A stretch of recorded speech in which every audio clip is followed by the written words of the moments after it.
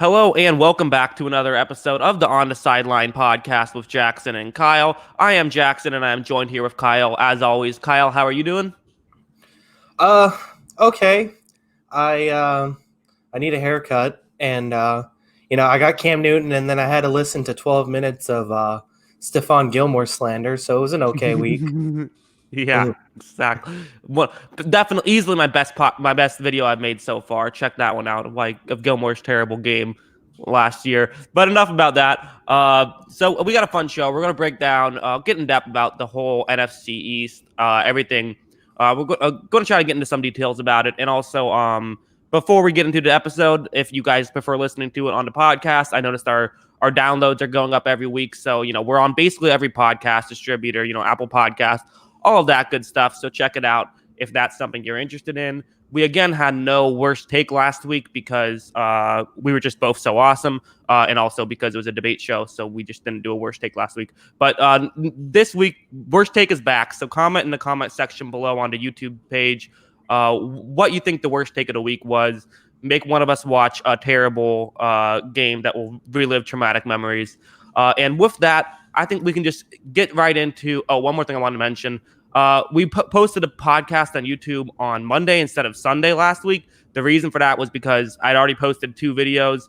You only get notifications sent out on 3 videos every day. And the Cam Newton story broke. I wanted to get a video out about that very quickly. And so that's why the podcast was up on Monday instead of on Sunday.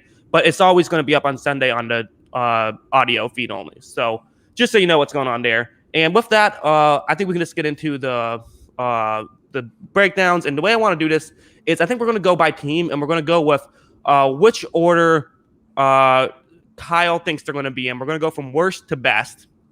So, Kyle, you're going to predict who you think is going to be the 4th team, and that's going to be the team we're going to start with. All right, so I guess I'll start with, so for each division here, I actually made a super in-depth formula for how ranking each division in football. My super in-depth formula is super subjective and biased, and it's simply, if a team I think has a realistic path to making the Super Bowl, I gave 3 points. A team I think is a playoff team, I gave 1 point. And a team that I think is probably a likely story for a first-round pick, I gave -1 point. Gotcha. And that super complex formula gave me a plus rating for each division. Well, the NFC East was my worst division. And I had a +1 rating overall. I didn't have any teams that I thought realistically – I had 2 teams that I thought could make the playoffs and be good teams. Obviously, we'll get to those. And I had one team that – the interesting thing about the NFC East for me was that I don't think the floor is very low for any of these teams. I actually think there's actually pieces of all these teams that I really like. However, I do see a scenario where the Washington Redskins get the number 1 overall pick. And that would just be something along the lines of, Dwayne Haskins kind of turns into a mess. And Ron Rivera says, you know what, I have some pieces I like here, but I overall really kind of want to tank and get a guy like Trevor Lawrence that can really turn my franchise around. Or Justin Fields, depending on who you like the most. So with number 4, I'm going to go with the Washington Redskins, who do have some pieces that I like I said. But I do think that they're the most likely team to end up number 4 in this division again after finishing 3-13 last year. That's I'm with you. I would probably say I believe I am the same. I also agree with you. I do think that this division can be sneaky competitive. I think that I don't think it's going to be necessarily. I would agree with you in the sense that I'm not sure if they have a Super Bowl team in this division. I don't think they do, but I think all 4 teams could be teams that I could definitely see this being a situation where no team sweeps another team in the division. I think that they all have talent here. I mean, that's unlikely to happen just statistically, but I'm just saying, I think they have talent. And so the way I did this and the way I'm going to rank each team is I came up with 10 position groupings, and I'm going to give a 1 through 10 scale of each position grouping. So this is admittedly a flawed way to rate a team because of, I have a quarterback is 1 through 10 and the tight end groups are 1 through 10. Obviously, a quarterback is more important than having good tight ends, but I think it could be a fun way to do it. And so there's 10 total groupings. Perfect score is 100. Worst score is 10. And I'm going to start off with the head coach, Ron Rivera. Ron Rivera is a 5 for me. He was in about the middle of the pack when we did our head coach rankings. I think Rivera gets a 5 there. I think he's good. He also has a bit to prove now after getting fired from Carolina. And also with the quarterbacks, I have them as a 2.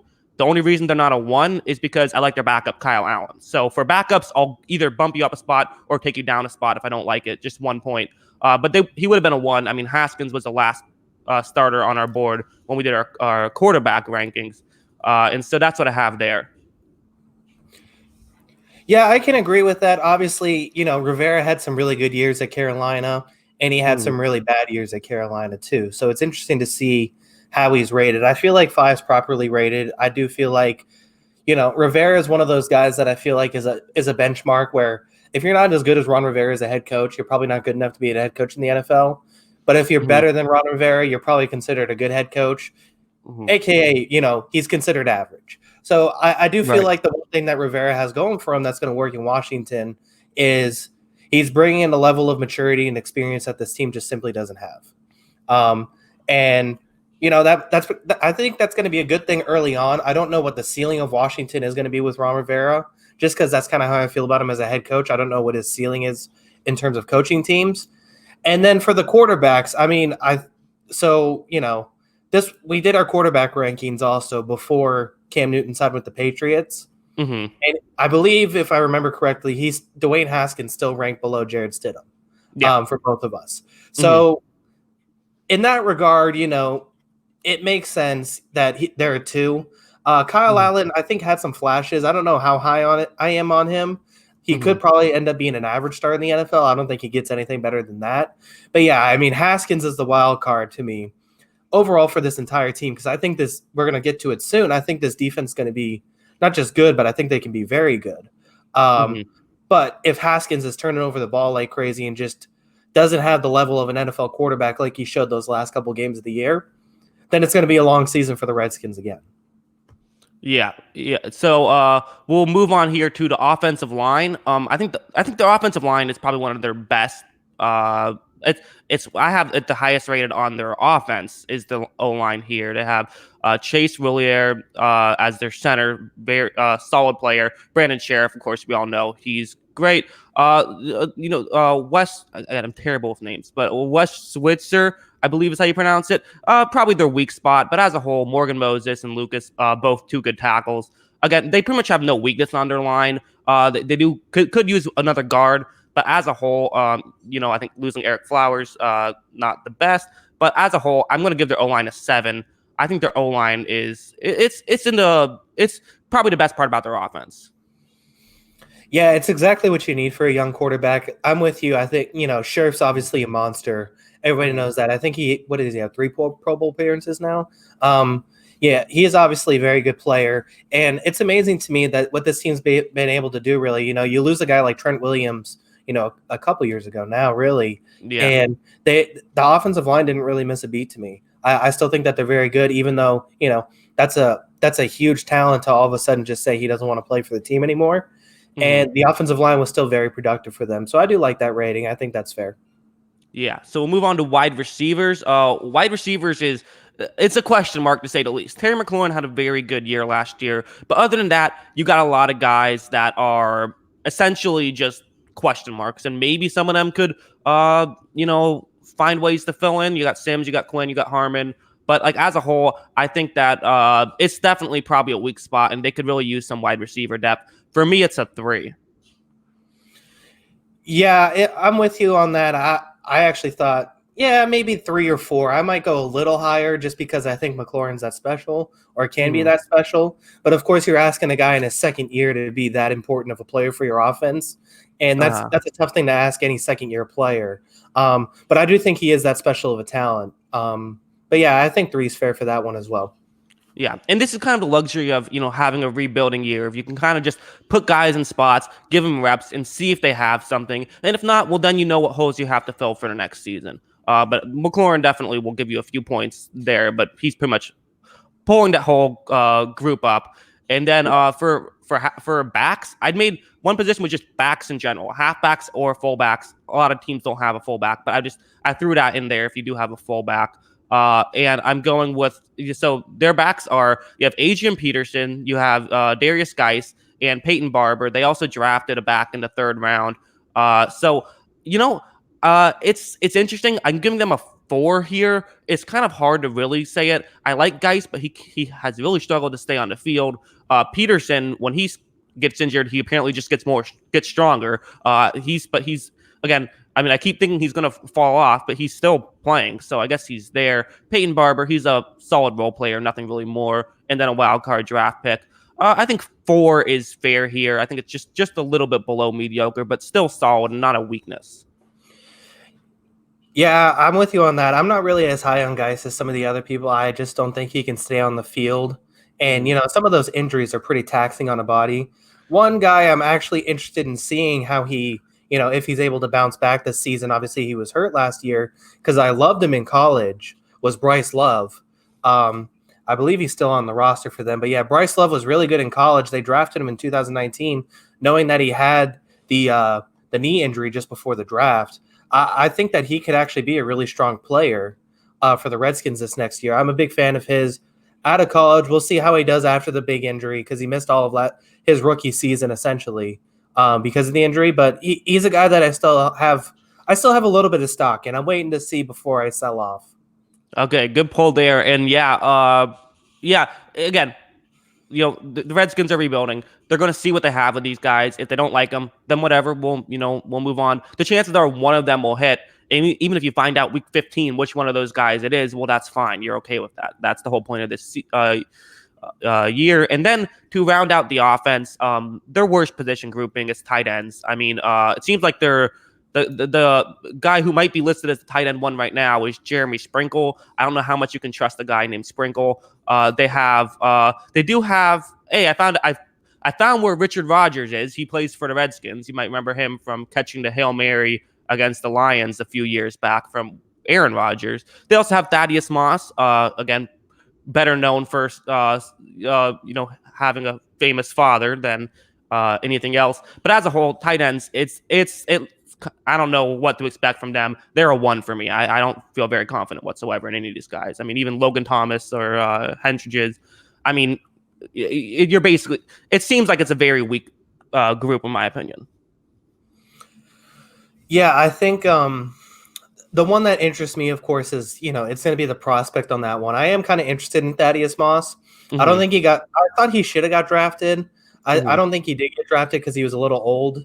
Obviously bouncing around to a couple schools, and he didn't block a whole lot at LSU. They didn't ask him to. But in terms of a pass catching talent, I thought he was good enough to get drafted in the 5th, 6th, or 7th round. Obviously, he didn't. And it'll be interesting to see if he can develop and prove the teams wrong that, of course, doubted him in that regard. But I do think he has some talent. We'll see if he puts it together in the NFL. He's obviously had some issues in the past that probably swayed a few teams away, but we'll see. Yeah, I mean, I part of me wanted to just bump him up a couple just because I do like. I mean, it's just fun having a Moss in the NFL. But I just sort of told myself, like, if he wasn't, if he didn't have a famous parent, would anybody be talking about him? And no, like, he would just, no one would have even said anything. So that's why I left them out as a 1. So for their offense, total offense, if their scores it averages out to 3.4. So definitely on the low side. But then we can move on to their defense, which is going to be a lot higher. The defense, you've alluded to it earlier, has some real positives. Obviously, the big one is who they got with their number 2 overall pick, Chase Young. Absolute monster. I think that he has to be the betting favorite to win Defensive Player of the Year or Defensive Rookie of the Year, and probably at some point in his career, Defensive Player of the Year too. I mean, that's the expectations for him. And you also have Montez Sweat, who was a 1st-round pick last year, who looked solid. Nothing wasn't crazy, but looked solid. Ryan Kerrigan, who again he's getting up there, but he's had some very good seasons.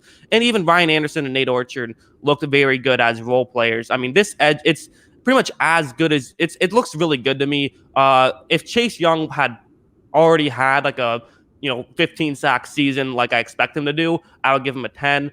But because probably the 2 guys I mentioned are young players, and Kerrigan's getting up there, I'm going to give him a 9, but still a very good score. This is the best part about their team. Yeah, this is a very good defensive line. I would actually probably just give this a 10 just because I think it'll be interesting how they work some of these teams in, because on the inside, like Payne is solid. I think Jonathan Allen's very good as well. Then they have Kerrigan, Sweat, and Young. These are all guys that need to get on the field. This could be a menacing pass rush, in my opinion. All those guys get a lot of sacks. They get after the quarterback. I think that this could be a very good defensive line. And I'm excited. This is the most exciting part of the Redskins. If you're a Redskins fan, you're ready to see how this defensive line does and just, wreaks havoc on all these quarterbacks in their division that everyone's talking about. Yeah, and maybe I should have clarified this a little bit, but I separated edge rusher and interior defensive lineman, so that's why I didn't mention those guys. But yeah, Deron Payne. Yeah, Deron Payne, he had a great rookie season, and I think we're all like, okay, hey, interior lineman, great rookie season. His second year, he didn't really improve much, which is still fine, still a good player, but I think maybe a bit disappointment just because sometimes you expect when a rookie has a good year for them to continue improving, especially with an interior defensive lineman. But he's still good, like Matt Ioannidis, Jonathan Allen, solid. Yeah, I gave them a 7 for the interior line, which would be, 16 out of 20 total for their entire defensive line, which would be an 8 out of 10.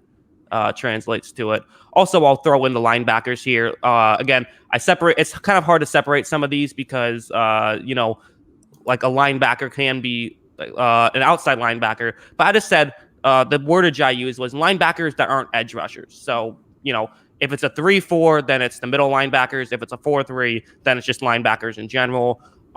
They have a few guys who are fine. Thomas Davis, John Bostic, Holcomb. They also have Reuben Foster on their roster. But I'm giving them a 4. No one really jumps out at me as like a great player. I don't think it's like a mess, but I think it's a 4.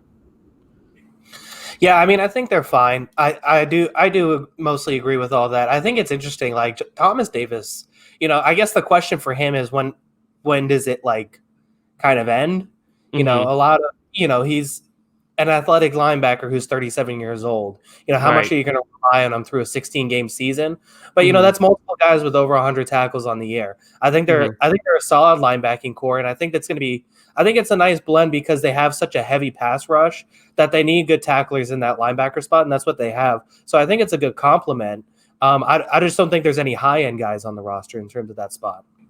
Yeah, agreed. And then for the secondary to close things out, I just put the whole secondary in one group. I could have separated it, but I wanted to just have 10 groups. I also didn't do special teams. Maybe I could have done that. But so for the secondary, the highlight is, they went out and got 2 guys, the biggest one being Kendall Fuller, cornerback from Kansas City, who had one very good season and has been a solid contributor throughout his career. Ronald Darby they brought in, who was not good last year, but he's had his moments. You have Jimmy Moreland, Morneau for the cornerbacks, and then for the safeties, Landon Collins, who I like. Yes, people will say he's basically a linebacker, but whatever. I think he's good. And then there's a couple of guys that really for that second safety spot they could be looking at. You could have Choya Pike, Jeremy Reeves. Maybe they could be good, but we haven't really seen a lot from them. And then a couple of late round draft picks. They have a 5th rounder and a 7th rounder that they got for safeties. But it seems like definitely, I think this cornerback, this secondary is we have Collins and Fuller, and we're just going to hope someone else emerges. Yeah, I mean, that's essentially it. So, I mean, I'd probably put it at, I didn't hear your number, but I'd probably put it at a 5 because I think half the secondary is good and then half the secondary is like, who the hell knows? But I mean, that's a very good half of the secondary if you're riding with Collins and Kendall Fuller. So I would probably put that in the middle. Yeah, I forgot to give it a number, but I forgot to say it. I gave him a 4, so just a little bit lower. And so that means that their defense is at a 6.0 and total they are a 4.6. So, not a fantastic score, but could be a lot worse. Yeah, I think it'll be interesting. I think the toughest problem I have with Washington, we broke down their roster, obviously. I think the defense will be good. I think the offense will be, we'll see. I think the toughest part when it comes to Washington you're looking at is they could very easily start the season 0-5 in the blink of an eye because they have Philly at home to start. Then they're at Arizona, at Cleveland, home to Baltimore, home to Los Angeles Rams. That's 5 games where they're going to be heavy underdogs before they even get the Giants on the road and then the Dallas before their bye week. That that's the problem with me. I feel like 3 games here. I feel like there's 3 games realistically where they're going to be maybe the favorites, and that's at Detroit, home to Cincinnati, and home to Carolina. So the schedule doesn't do them any favors. I think that that pass rush is just going to wreak havoc on one team, and I think they're going to upset a couple teams just based off that pass rush. They're going to cause some problems to somebody. Hopefully, it's Ben Roethlisberger, and then at that point, they'll notch a couple wins that way. But I do feel like that this team's heading more likely to a 4-12, 5-11 season than an 8-8 season. Yeah, I mean, I don't know. I can't really see this team making the playoffs. Now that I think, I think I said that they could be. I think they'll be competitive. I think that they're not going to be as easy of a win as they were last year. I don't think, but it's a rebuilding year, and that's fine. Rebuild, get better for next year is what I think. I think I kind of agree. I think their ceiling is like 6-10, but could be wrong, and I do think that they are moving in the right direction. Any more thoughts on the Redskins? No, I think that just about covers it. I think it'll be interesting to see how they develop. I think they're investing in that offensive and defensive line. They're drafting early in that defensive line. Now they just got to add the skill positions. I think they're building in the right direction. Just getting there. Yeah, agreed. So, what do you have? Who is going to be the finished third in the NFC East next year? Yeah, I mean, I feel like this is a fairly obvious division to rank. I think it'll be interesting to see what some of these guys can do. I do kind of like this team as they get healthy. They have some pieces coming back that battled through a lot of injuries. They've addressed some of their offensive line, which wasn't very good. Their tackles were bad last year. So number 3, I'm going with the New York Giants. Yeah, makes sense. I mean, I think most people would have the Redskins, the Giants, and then some people will have Eagles 1, and some people have Cowboys 1. But it seems like those bottom 2 are pretty obvious. And we'll just get right into the roster breakdown for coaching. Again, I based the quarterbacks and the coaching off of what I had for my list when I did it. So if you were if you bottom 3, then you get a 1. If you were next 3 up, you get a 2. And Joe Judge was in that group of mine because he's just such an unknown. So he does get a 2. I think he'll probably be better than a 2, but somebody has to get a 2. So just in terms of that, he gets a 2, and then also Daniel Jones. He would have been a 2. I bumped him up to he was a 3. Yeah, so he was a 3. They also have Colt McCoy, fine backup. So for those 2 guys, 5 combined points. 5 points. Yeah, I mean, I think that's probably fair. Joe Judge, of course, was on a special teams that struggled this past season. I mean, they blocked a lot of punts this last year. So the special teams did get better, but obviously with losing Gutskowski, the special teams number went way down. And then the wide receiver, he was also their wide receivers coach for a wide receiver group that couldn't get open.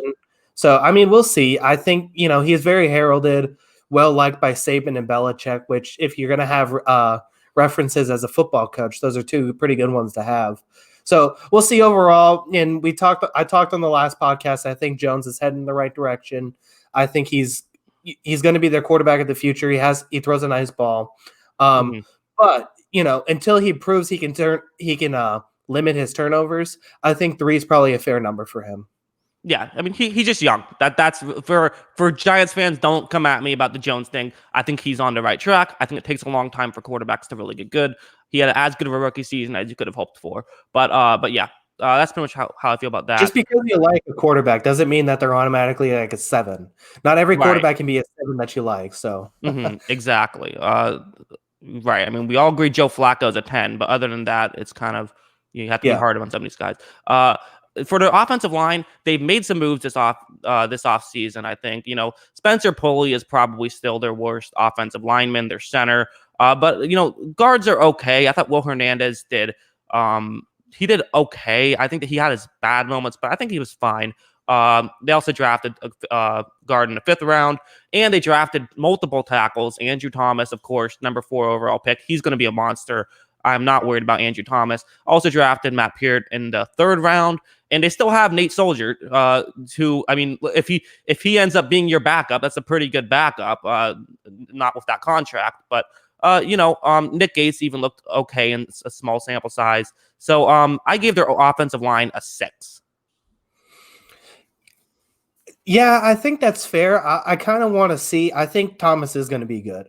I think all those offensive tackles that were taken in the first 15 are going to be good. I kind of want to see a little bit before I give it that high of a rating. I'd probably do a 5 or 4 because I think I saw that it was 97 pressures given up by the offensive tackles. I think somebody commented on that on the last one, that the Giants offensive tackles gave up 97 pressures last year, which is obviously a lot. So their offensive tackles are very bad, and we'll see what happens. I do think Thomas is going to be good, so I'd probably put it at a 4 or 5. But I can't, if you're that high on him, I can't hate 6 at all. Yeah, well, exactly, and I think that the part of the reason why I'm a lot more higher on the Giants is because they had a solid middle offensive line, but their tackles were a problem, and I think they fixed that. But again, I don't know, which is why I can't put it too high. But a 6 feels right for me. But fair enough. If you have it a 5, I'm not going to, 1 point. That's a fair enough. We can agree to disagree on that small 1 point thing. The wide receivers are interesting because I still do feel like with Darius Slayton, Golden Tate, and Sterling Shepard, it's like I feel like the Giants, they kind of have this thing where it's like I do believe they could use a number 1 receiver, and Odell Beckham, so to speak, of like a guy who can just consistently get open. And of course, that trade was great for them. I'm not saying it wasn't, but I feel like if they could have a true number 1 guy, it would elevate them a lot. But I think they have guys who can really do very well, and I think they have a lot of really good number 2 guys. I'm giving them a 6. Honestly, that almost feels a little low, but again, sometimes you need someone who in man coverage on a 3rd down and 3 can get open consistently. So they get a 6 here, but I think that's why. Yeah. So first of all, I guess I'll start with, you don't still have Corey Coleman stock. Is that what you're saying? I did not bring up Corey. I thought about bringing him up, but then I was like, I think we can be all right without bringing up Corey Coleman. Yeah. I feel like he's been passed around to every team as everyone's like, well, he had a lot of talent coming out of college. Right. Yeah. I don't, man, 4 teams in like 4 years. That's crazy. But anyway, so I think my theme for the Giants offense, especially these skill position guys, is going to be a clean bill of health this next season. Is going to go a long way. And, that's going to be the big thing for the wide receivers. They missed a lot. I think, Shepard had battled some injuries. Tate had his thing. Evan Ingram as tight ends, and Barkley, of course, at running back, both battled injuries. But overall, I feel like when all these players are healthy, they're really good. They're really skilled. So I would actually probably have them a little higher than a 6. I like a lot of these receivers. I understand maybe, you want that big possession guy, but I do like a lot of their players. I've always loved Golden Tate and what he can do. So I would probably have a little higher, but 6 is fine as well. Yeah, and Golden Tate's not getting any younger too, but he played very well last year. I do feel kind of like I probably should have given out a higher score, but I'll leave it at 6 for now. I'll double up with the backs and tight ends here. So, 2 halfbacks, Saquon Barkley obviously is great. And Dion Lewis, who is, he's getting up there in age now. He's 29.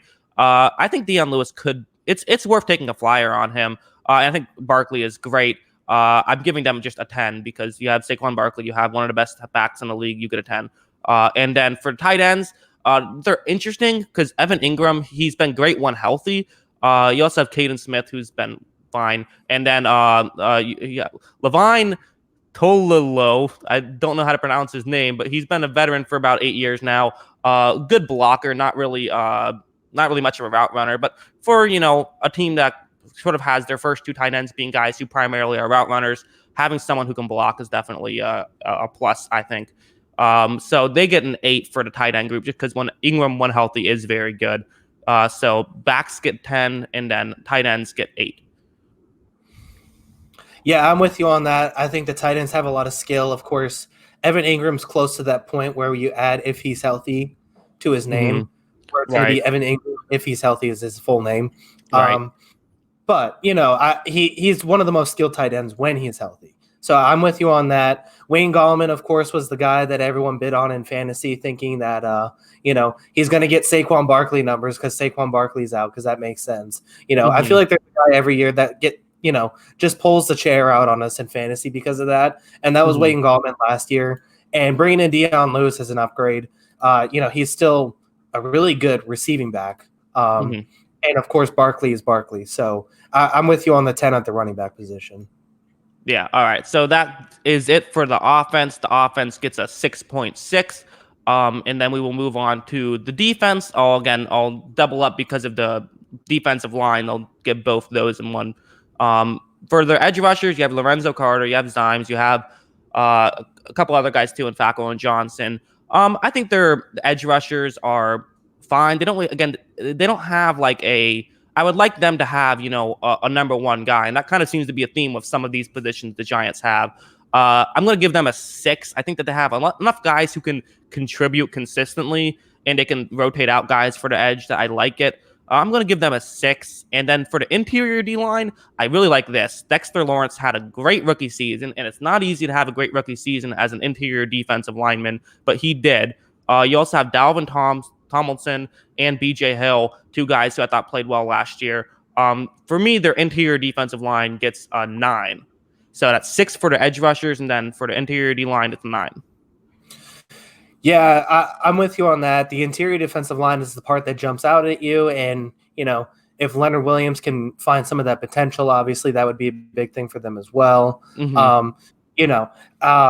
But yeah, I think that interior defensive line is what jumps out at you for this Giants defense. Even though I think it's an imperfect defense, I think there are a lot of holes as we'll get to. But I do like that interior defensive line. So I'm with you on that. That's probably a 9 or 10 for me.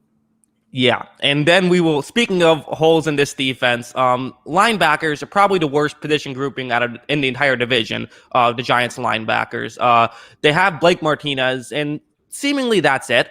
They have also Ryan Conley, who he was all right, although he had very little amount of snaps. But it seems like as a whole, I mean, I think Blake Martinez probably got a bit too much heat for how he played in Green Bay. I thought that he was fine. But it seems like getting one fine linebacker and then saying, all right, well, we're cured now. I do think that we're going to be seeing the Giants might lead the league in most amount of one linebacker or two linebacker snaps, because it seems like this is not something that they've put much emphasis on this offseason. Yeah, this is the weakest part of the roster, obviously. And that's even with, we talked about the offensive tackles and some of their limitations last year. This was very bad last year, and it looks like it's going to be bad again this year. Martinez, he looks good sometimes, and I don't know, in coverage he's not going to be as good, in my opinion, and that's probably where he's going to be hurt. But I think overall he's fine, like you said. But yeah, this is the weakest position group for me for the probably in the entire division, honestly, is this linebacker group. So. Yeah, they got a 1 for me. I'm not sure if I said that, but I said it was the weakest position group in the division, so you probably figured that out. They get a 1. And from there, we can move on to the last part of the defense. That's the secondary. I think I really like the move to go out and get James Bradberry. I'm a big fan of James Bradberry. I think he's very good. They have DeAndre Baker, who was high draft pick last year.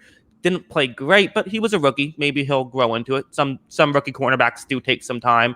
They also drafted a corner in the 4th round, and they drafted Xavier McKinney in the 2nd round, who I think is very good. They have Jabril Peppers, who I really like. So I think that, I think their 2nd and 3rd cornerback positions are kind of up in the air, but I really like their number 1 cornerback and both of their starting safeties, even though one of them hasn't played a snap in the NFL yet. So I'm giving their secondary a 6 because it does have a hole, but I also like a lot of it too. Yeah, I think James Bradberry, or going from Janoris Jenkins to James Bradberry, might be one of the biggest upgrades of the offseason. Yeah. Yeah, I mean, I think Jenkins was bad last year. So that's kind of an addition by subtraction. And then Bradberry is a very good player, like you mentioned. And then I do like Jabril Peppers. Yeah, I really like what he does. I think I'm really high on McKinney. I really wanted the Patriots to get him at the time. And I think he's a very good safety. I think that's going to be a nice compliment to Peppers if he does end up starting. So I rate this secondary pretty highly. I would give it a 6 or a 7. And one thing I should also mention, I want to mention this in the linebacking part, is that I think Peppers, being someone who can play in the box so well, that can help out their weakest position. So I think that he can add value in that. And maybe that's partially why they didn't put much emphasis onto it. So as a whole, their defense now gets a 5.5. Again, their offense got a 6.6. So, and their total is 5.7 because, also I had to factor in the coaching, and coaching doesn't count as offense or defense. So 5.7 as a whole for the Giants. But what I find interesting about them is, when I did this, they got a 1 in a position group, a 2, and a 3. So if if Joe Judge ends up being a great coach, if Daniel Jones really has an improvement, and if they can just hide that linebacking position, which you can do, I suspect they'll probably run 3-4, maybe use Peppers a lot in the box. If you can try to hide that weakness, they could potentially. I could see there is a world where the Giants make the playoffs next year. Yeah, I think it's going to happen, but Yeah, I think I brought you over my side. I think they're one. I said before they're one of my sleepers. I think I don't have any worries about this offense. Obviously, if Jones is turning the ball over at the rate he was last year for 16 games, that might be a problem. But overall, I don't really have any worries about this offense. And I understand what you're saying with the linebacking core. I know a lot of teams kind of run nickel anyways. So maybe it's not that big of a deal. And then, you can easily, like you said, you could easily disguise Peppers down there, and he's just as effective he's going to be more effective than some of these linebackers they have on their roster anyways. So that's something they might do. Correct me if I'm wrong, but I believe Ryan Conley was the one who had a huge preseason and then caught an injury early in the year. So he could end up being pretty good at that linebacker spot. I might be remembering that wrong, but I feel like that's right. I don't remember how he did in the preseason. My preseason football knowledge is a little bit rusty. Apologies, but yeah. Yeah, I could see this team being pretty good overall. But, I still think that they're, just looking at rosters and looking at talent, I still feel like they're a couple years away from hitting the top of the division, as we're going to get to. Yeah, no, again, I'm not saying that I think they're going to make the playoffs. I'm just saying there's a world where I can see it happening. Seems unlikely, though. Seems like they're a year away, I think. And from that, I think unless you have anything else you want to say about the Giants, I think we can move on to who you have as the number 2 team in this division. Yeah, so I know we're split on this one. But, so I did the rankings, like I said, and I said I don't know if there's a Super Bowl team in this division. I feel like this is a very low floor, high ceiling division. But I feel low ceiling, high floor. But anyways, I do feel like these two teams were one of my better, good playoff teams. And I kind of wavered on, could one of these teams realistically make the Super Bowl in my book? But I ended up saying no for both teams because I feel like the way for these teams to make a Super Bowl would be for Dak Prescott to be an MVP or for Carson Wentz to be an MVP. Where, I've sung the praises of Dak Prescott, and I think he could have an outside chance. I don't think he's an MVP. And it's kind of the same thing for Carson Wentz. I think he's really good. I think he's actually terrific. But I'm not sure he's going to be an MVP next season, which is why I ultimately didn't call them Super Bowl contenders. But I do have the Eagles at 2. I think the Eagles are slightly behind the Cowboys because of some of the changes that they have on defense. They lost some people on that offensive line, as we're going to get to. So I have the Eagles at 2. Yeah, I mean, I already put up the Eagles once I asked you the question. I had a feeling that was coming. I think that I think you can make a fair argument. I think it's close between the two. I really do. But yeah, let's just get into the breakdown now. So first, head coach Doug Peterson, he gets an 8. And again, Carson Wentz, he would have gotten a 7, but because I like their backup situation now with Hurts, I'm bumping that up to an 8 as well. So they both get 8s on that. Yeah, I'm with you on both of those. I think Sudfeld and Hurts could be interesting. I mean, the tough thing about Hurts, because the problem with the Eagles too, is you have to realistically think about, the likely chance that Carson Wentz is going to get hurt. You have to seriously consider the backup quarterback. Do I think Jalen Hurts is a solid prospect, and I think he can be good? I'm not sure if I'm ready to bet that Jalen Hurts is ready to step in, say, week 5 and be a productive player. So I waver back and forth on that, but I feel fine with it overall. Obviously, if you're talking about a backup quarterback going in, it's something drastic is happening, something bad is happening. But I think Wentz is a baller, so I agree with that. And then if you listen to our coach rankings, I had Doug Peterson in the top 5 for me. I think he's a top 5 head coach. I love his aggressiveness, so I'm with you on that one. Okay, so you probably would have been maybe a point higher on Peterson and maybe a point lower on Wentz, but we'll split the difference there and go with it. Their O-line's interesting, very interesting. Obviously, Jason Kelce, we all know he's great. I think that obviously losing Brandon Brooks is just brutal. It just sucks that you lose Brandon Brooks right off the bat like that. I think Matt Pryor should be fine. He looked okay in his time. I made a whole video on it. I think he should be okay, but you just can't replace Brandon Brooks. Lane Johnson is great. Again, for the other tackle position now, you have for left tackle, you have Andre Dillard, who again, I think Dillard is he was the first round pick last year. I thought he looked fine in his rookie season, but let's see how he can do. It's a bit of a question mark compared to if they still had, prime Jason Peters there, but they don't. I do think that the line is very good. I think Eagles fans might be mad at me, but I'm giving it an 8. I think that it has at time. I think last year it was debatably the best line in the league. This year, I don't think it is. Even they still have no weaknesses.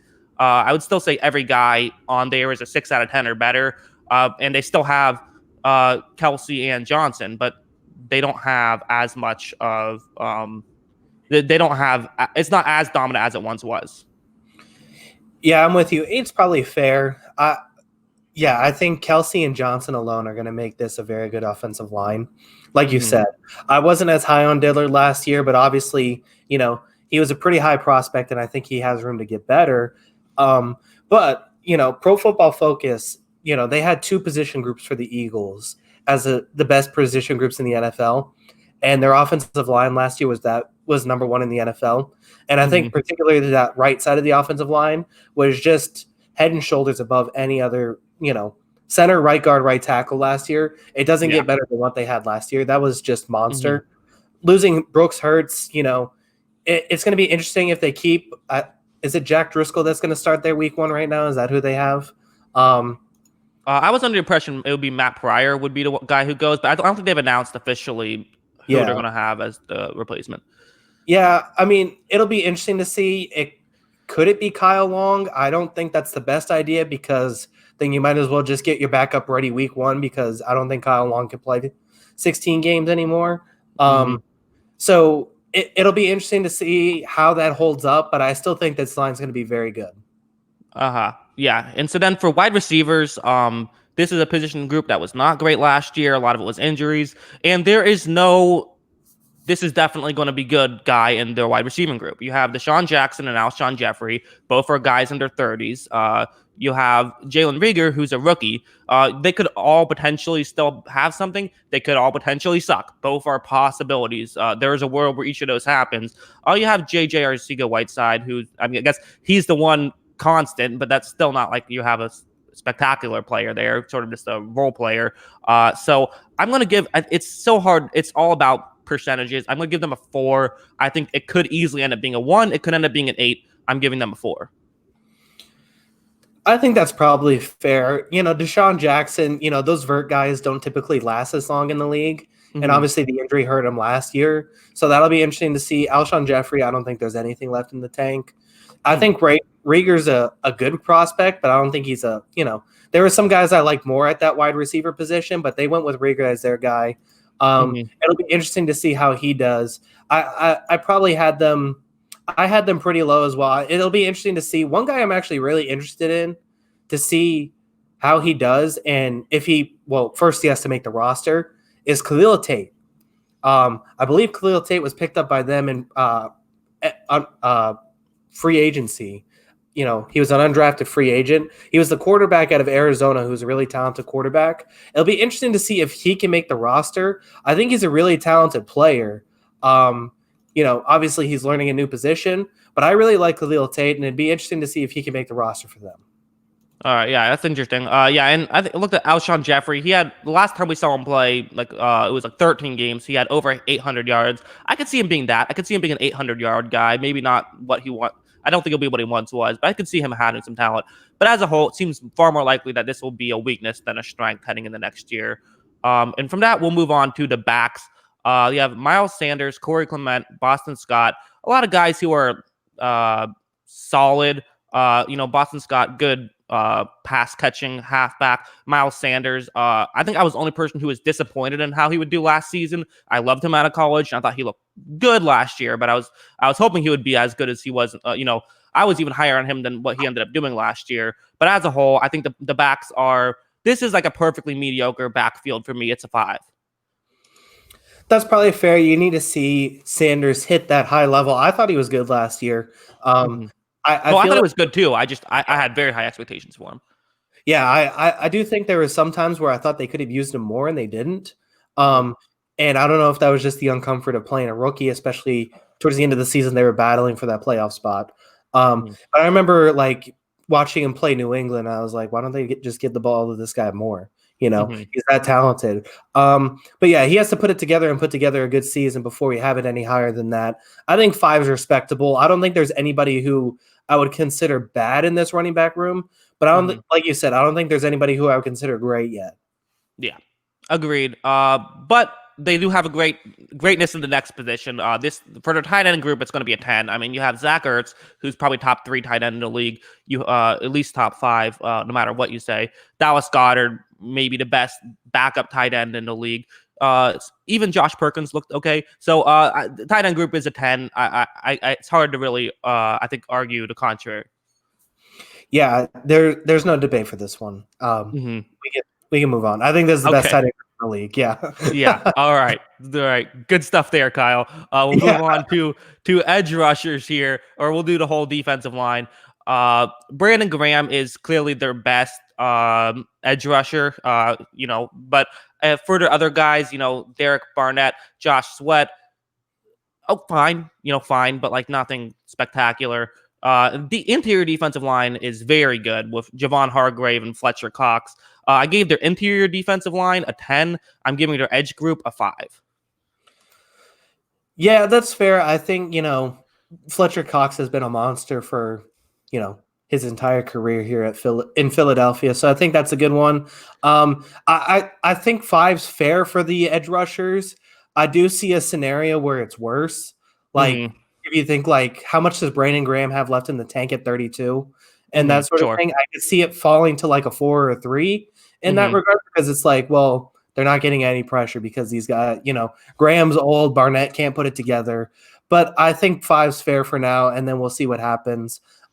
This is another team, defensive line, where I kind of want to see it, but I think Fletcher Cox is going to get so much attention that they're going to manufacture some pressure anyways. Yeah, that's true. You're probably right. I probably should have put the edge a little bit lower, but I do think that having Hargrave, kind of the underrated signing, underrated move to get him for Philadelphia.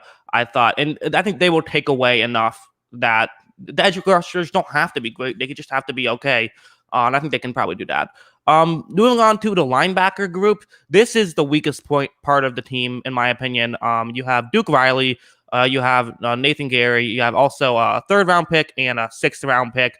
But as a whole, it's a weakness. To me, the linebackers get a 3. Yeah, I almost had this on par with like the Giants linebacking group. As I was looking at this, I was like, this is kind of like scary bad. I mean, I kind of see what they're doing, because I think that they're just trying to play fast. I think they're another team that it looks like they're going to play a lot of nickel. Obviously, that's why they brought in Roby Coleman, which we're going to talk about. I think it's going to be interesting to see what this defense looks like, because, I don't think this linebacker group is good. Does a guy like Nigel Bradden get re-signed on a cheaper deal? Because I don't think he was great last year, but at the same time, I think he's more solid than the guys they have. So it'll be interesting to see what they have with some of these guys. Yeah, I think that's fair. I mean, I think Riley showed something. He didn't get a lot of playing time, but I thought he showed something. I also thought that Davion Taylor, their 3rd-round pick, they have addressed this to some degree, and they got a 6th-round pick. Maybe that can be depth. They have addressed it to some degree, but I think it's fair enough. If you want to say it's lower, again, not like I'm saying it's high with a 3, but fair enough. And we'll go on to their secondary. Their secondary is very interesting to me. This is a lot of fun to talk about here. First, you have now, as you mentioned, there's Nicole Robbie Coleman. You also have Darius Slay, who I think is probably that's like the number 1 corner. Like, okay, that guy's good. What else do you have? You have Nicole Robbie Coleman, who I think he's been a very good nickel guy throughout the course of his career, ironically with his name. But then, for the other guys, you have Jalen Mills, you have Maddox, you have Sidney Jones, who had some good moments last year, but as a whole has been kind of whatever. You have Rasul Douglas. You have a lot of guys, and it's like, can one of them just step up and be a number 2 corner? And if they can, I think it would go a very long way. Also for their safeties, Again, it's a lot of guys I think are fine. You got McLeod, you got Ford, you have Will Parks. They also spent a 4th-round pick in safeties. So I think that I'm giving their secondary a 5. I actually think Darius Slay is going to have a bounce back year now that he's away from Patricia. I think that you have a good nickel corner. You do need that number 2, but can somebody step up? I think somebody will. They have enough guys who I think have shown flashes that maybe one of them will step up. I'm giving them a 5. What do you think about that? Yeah, can we just give Slay and Roby Coleman, and as far as that nickel corner, can we just give them a 10 and gave the rest of the secondary like a 3 or 2? I mean, well, go ahead. The gamble that Philly's taking here, and this was a very bad group last year. It was one of the worst secondaries in football last year, and they lose Darby, who was a negative from last season, but they're still taking the chance that one guy is going to pretty much lift up the rest of the secondary, and it's a risk, but I think Slay is talented enough that he could be one of those guys that takes away half the field, so you don't have to put so much attention on him. Toward you can skew the defense the other way, obviously, so that he's just on his island and everyone else is working towards the other side of the ball. But he also had some problems last year in Detroit. Obviously, there was a lot of issues with him and the coach, but we'll see what happens with him overall. I think he's a very good cornerback. I think he's really talented. I think the secondary does get better, but there are still a lot of questions. Yeah, and I mean, I think this is why Eagles fans were annoyed when Philadelphia went out and they drafted a backup quarterback with their 2nd-round pick. But, maybe they like what they've seen and they think they'll be better. But yeah, so that's what I have it. Their offense got a 7.0. Their defense got a 5.8, but plus with their coach getting an 8. Their total is 6.7. So 6.7. So again, continuing to move up in this. And from that, unless you have anything else you want to add about the Eagles, we can move on to your heroes, your Dallas Cowboys. Oh, definitely not mine. One quick thing on the Eagles, it was interesting to see that their expected win total was actually 8 wins last year, and they won 9 games. But now you look at it is that their offensive line got worse just by the product of injury and losing Jason Peters. I think their linebacking group is worse. Unless they bring back Nigel Bradham, like I said, which is possible. I think the linebacking group was worse.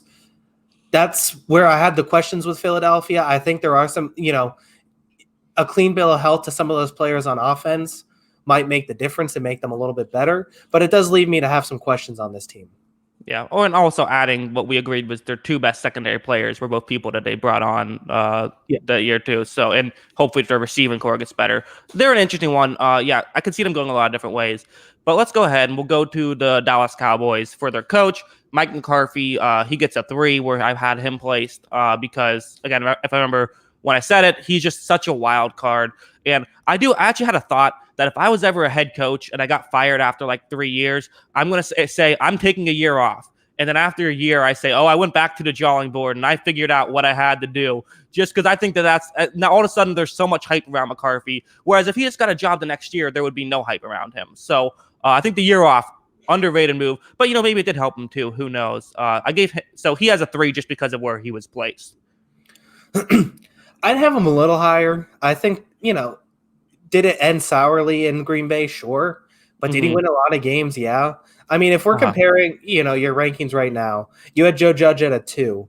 So you're saying right now you take, he's 1 point better than Joe Judge. I think he did some really good things in Green Bay. I thought his passing game, early on, it got a little stale at the end, but his passing game early on was very good. That offense was very good for a lot of years, and I think he did a lot of good things. The Packers did win a lot of games. Now, the thing is, does anybody win a lot of games with Aaron Rodgers? Possibly, but I still think he did a lot of good things with that team that made them very good, and he eventually won a Super Bowl, So I would probably have him a little higher. I'm not going to say he's anything like a 6 or a 7, but I think 4 or 5. I feel like he'd be another one of those average coaches. He doesn't do a lot for your team, but the thing is that Jason Garrett was a 2 or a 1 last year, so I feel like that this is going to be a positive swing for Dallas not having Jason Garrett.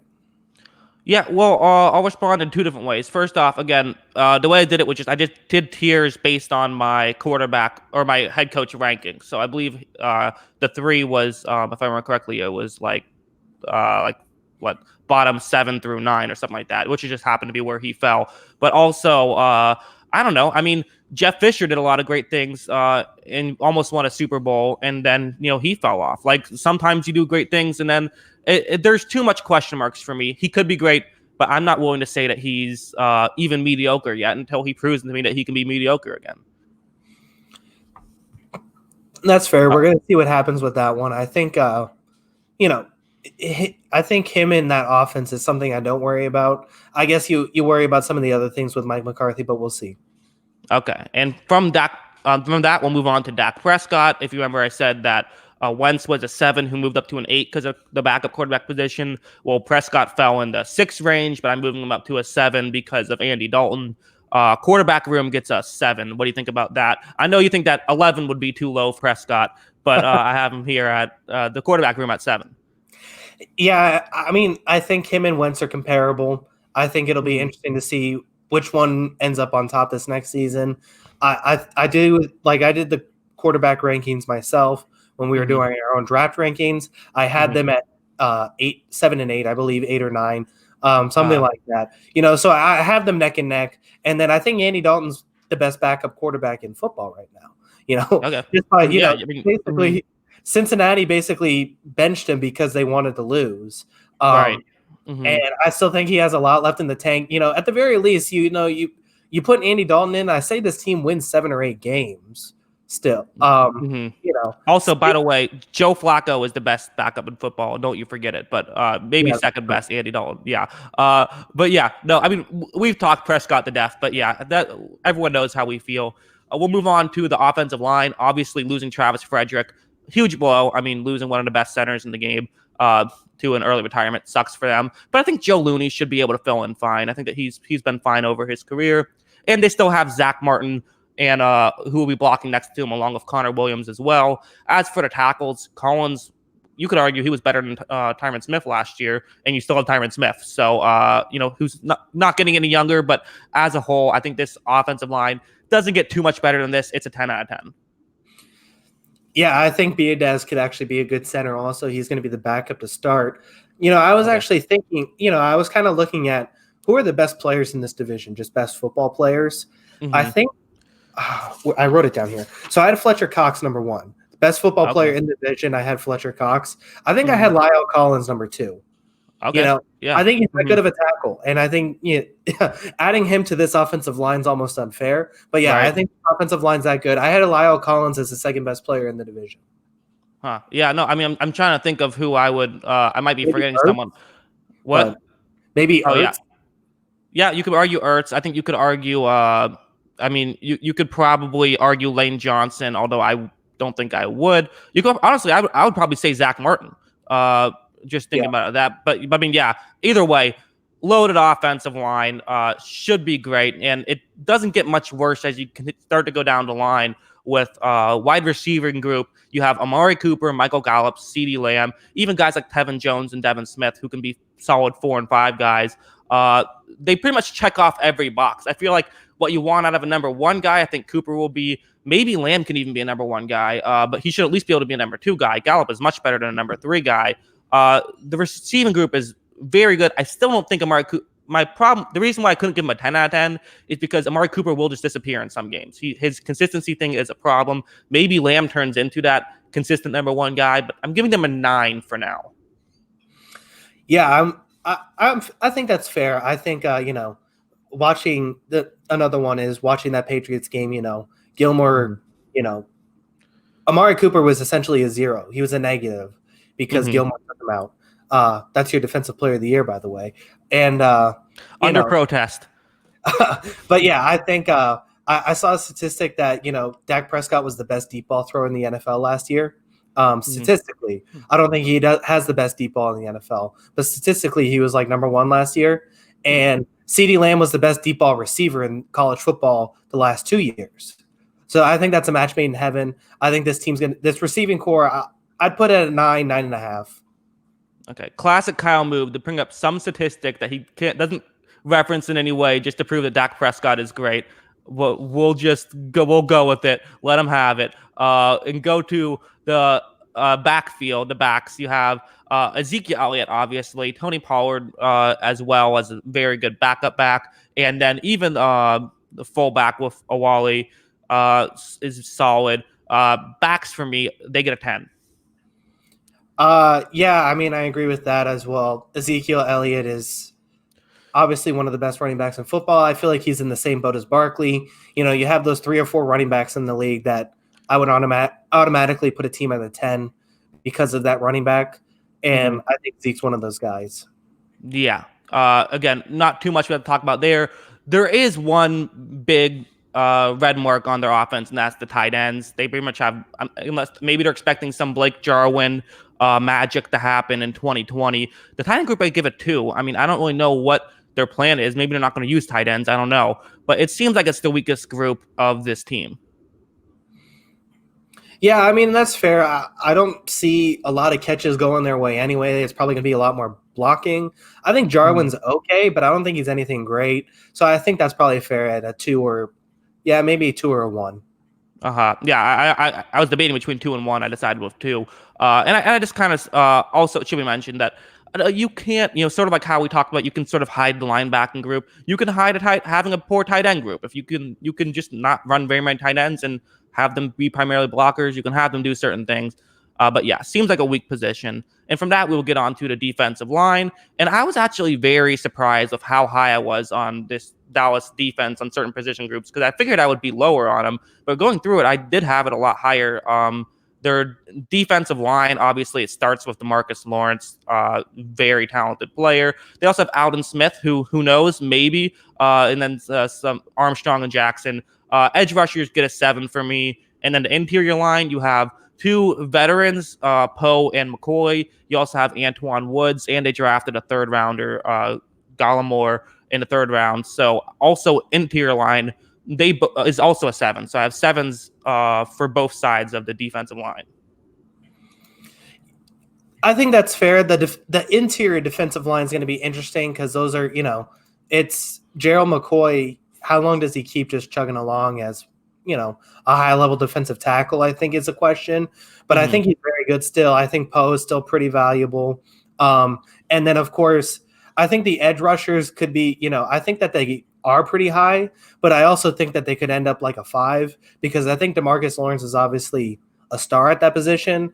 But, who knows what you're getting out of Aldon Smith and Randy Gregory if they're even going to be on the roster by the end of the year. I don't even know if Randy Gregory's is he back officially or is he still waiting to be reinstated?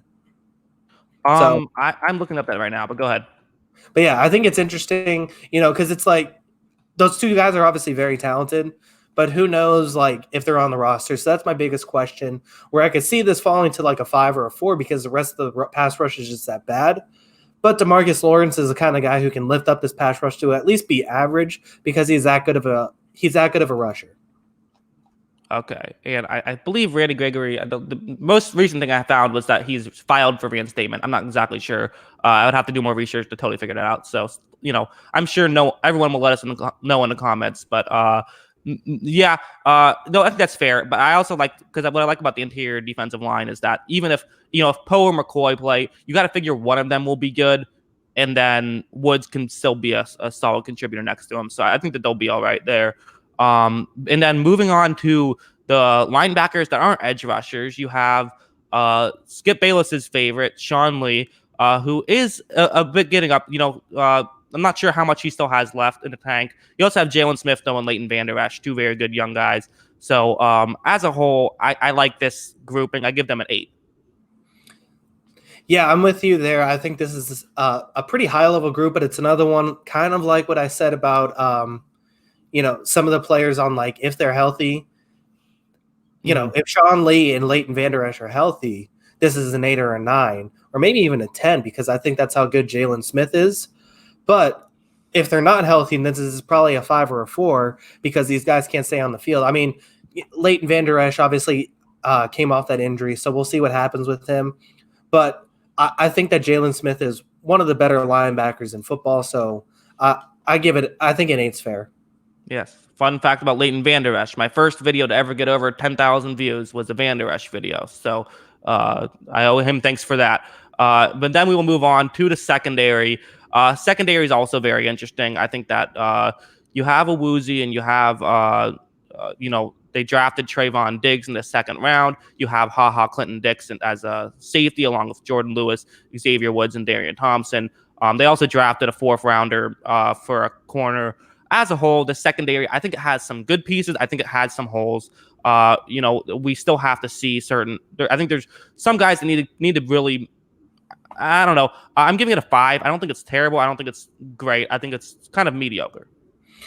Yeah, I don't think it's actually even that good. I don't think Clinton Dix was that good last year, and who knows what he has. Awuzie, I heard that they might move to safety, which would be interesting, but I don't know how good he is over there. And then you're either playing a rookie or you're having Anthony Brown play, who is not good. So that's the question I have. I could probably see this being a lower ranking at like a 4 or a 3, but there are enough pieces that you just say, yeah, it's average.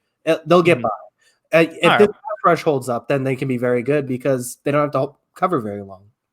Yeah, and I'm high. I think I'm just higher on Clinton Dix than you are. I think he's still fine, but so agree to disagree. Their offense gets 7.6.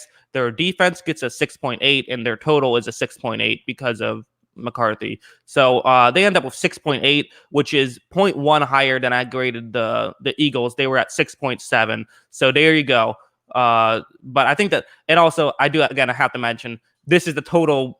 It's not the best system whatsoever. I think it's more so just fun and a fun way to do these podcasts because obviously a head coach and quarterback is worth a lot more than the tight ends and linebackers. But as a whole, that's where I have it. So we ended up agreeing 100% on this one in terms of my scoring system and where you graded every team in order. Yeah. I mean, this division, I feel like, I talked about this the last time because you had Philly ahead earlier, and I think you still kind of leaning Philly based on head coaching. It seems like catching the vibe right, but it still feels like this is the sort of situation where it always is with the NFC East the last few years. I feel like Week 16 might decide this division. It's going to be the Cowboys and Eagles in Dallas. I feel like that's going to be the game that might decide this division. I could see them both at 9 wins, 10 wins, and fighting for that playoff spot based off of that, because I don't think any of them are going to beat some of the teams I have as potential wildcard teams in the other divisions in the NFC. So they're basically battling for that one playoff spot, and I see them both pretty much neck and neck. Yeah. I think the Philadelphia's ceiling is higher. I still feel that way, although I think that there's probably about just as good a chance either one of these teams ends up winning the division, and them being only 0.1 points ahead in my grading system just feels right. I think they're pretty even teams. But yeah, so those are our thoughts about the NFC East. Kyle, do you have any last thoughts you wanted to say before we get out of here? Not overall. I think it'll be interesting to see all these teams. Oh, by the way, I found the article. Okay. NFL.com from Nick Shook rated Dak Prescott last year as his best deep ball passer. So I didn't make that up. I didn't pull that out of my ass. What? So just some guy said he thinks Dak Prescott's the best, and then you're like, okay, here we go. You bring it up as if it's as the statistics that put him there. His passer rating on deep balls is constantly in the top 10. Dak Prescott is a top 8 quarterback. There's a big difference between saying he's a top 10 deep ball quarterback and he is number 1. Well, this guy rated him number 1, and I'm going with it. What was it? Nick Shook. All hail the god, Nick Shook, and his perfect grading system. All right. Well, everyone tune in next week when we spend the entire show talking about how much we love Nick Shook and every prediction that he's made. Why are we even in the media? Let's just let Nick Shook decide everything. With yes. This. Thank you. I mean, yeah, I think it's going to be interesting to see. Like I said, I think it's down to that last game of the season between those two, Week 16 when they play. I'm still leaning Dallas. I just think they're a better football team. I know you feel the other way. I don't discredit McCarthy as much as you do. I'm still leaning Cowboys. I feel like I've been very pro Cowboys lately. I just think that they're the best team in the division talent wise. So I mean, this thing backed up how I kind of felt, because I do think that if these guys stay healthy, if some of these guys on the defensive line work out, that I still feel like they're kind of head and shoulders above the Eagles. Yeah, well, you're also moving to Texas, so you have to you can't have quotes on the internet of you praising the Eagles. So fair enough. But I think until next time, everyone, thanks for watching again. Of course, as always, don't forget to comment worst take of the week. And until next time, we'll see you then. Peace.